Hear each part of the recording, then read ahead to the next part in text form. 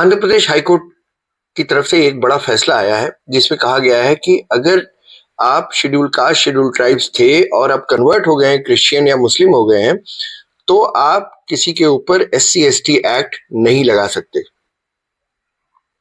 After conversion आप SC ST नहीं रह गए तो आप किसी के ऊपर ये इल्जाम नहीं लगा सकते कि उसने आपको कुछ खास शब्द बोलकर आपका अपमान किया है।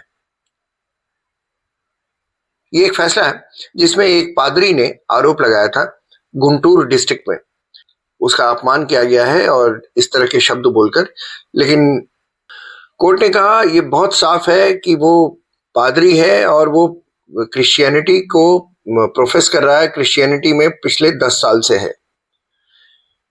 वो पेस्टर्स फेलोशिप जो है उस मंडल की, उसमें ट्रेजरार है। In order to become pastor, one has to essentially convert to Christianity। यानी पादरी होने के लिए तो आपको क्रिश्चियन बनना था, तो वो आप क्रिश्चियन बने होंगे। आप जैसे ही क्रिश्चियन बने, कन्वर्ट हुए, आप शेड्यूल कास्ट नहीं रह गए, शेड्यूल ट्राइब्स नहीं रह गए। कोर्ट ये कह रहा है। कोर्ट ने आगे भी कहा कि उसने अपने बेटे का नाम जेडसन पॉल रखा है जो 7 साल का है, डॉटर का नाम महिमा पॉल रखा है जो 5 साल का है। ये बच्चे उसके पादरी बनने के बाद यानी क्रिश्चियनिटी में कन्वर्ट होने के बाद पैदा हुए और उसने उसका नाम क्रिश्चियन ही रखा है।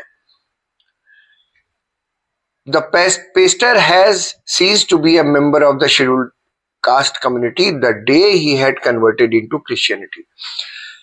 पादरी उसी दिन से SC नहीं रहा, शेड्यूल कास्ट नहीं रहा, जिस दिन उसने वो क्रिश्चियनिटी में कन्वर्ट हो गया।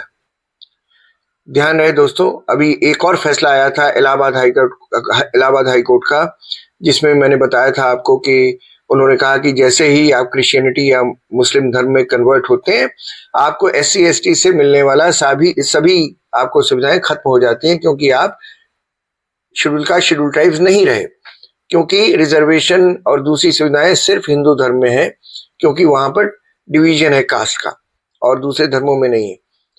ये भी उसी तरह का मामला है, बहुत इंपॉर्टेंट फैसला है। अगर आपने कन्वर्ट कर लिया है तो आप किसी पर SC ST एक्ट के उल्लंघन का आरोप नहीं लगा सकते, क्योंकि आपने कन्वर्ट कर लिया, अब तो आप शेड्यूल कास्ट रहे नहीं।